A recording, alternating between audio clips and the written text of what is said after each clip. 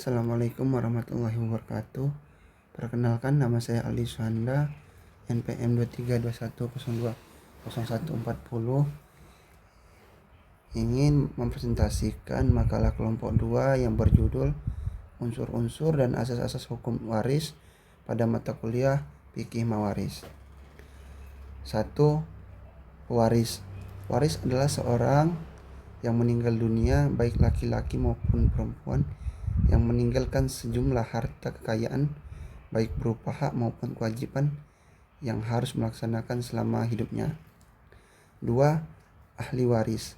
Ahli waris adalah orang yang menggantikan pewaris dalam kedudukan hukum mengenai harta peninggalannya, baik untuk keseluruhan maupun untuk bagian yang disebanding.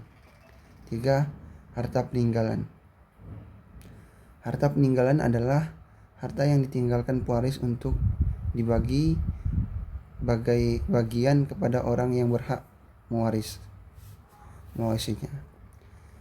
Asas hukum waris. 1. Asas ijbari. Dalam lapangan kewarisan, kata ijbari menjadi suatu istilah bahwa ketika ada seorang meninggal dan meninggalkan harta atau semacamnya, maka sebagaimana akibat dari kematiannya tersebut, harta yang dimiliki almarhum secara otomatis dan memaksa harus beralih kepada generasi selanjutnya atau yang termasuk dalam daftar ahli warisnya. 2. Asas bilateral.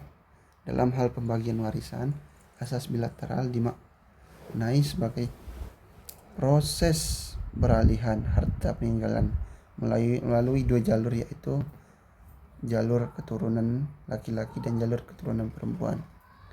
Asas hukum waris. 1. Jalur individu. Hukum kewarisan Islam juga menganut asas individual.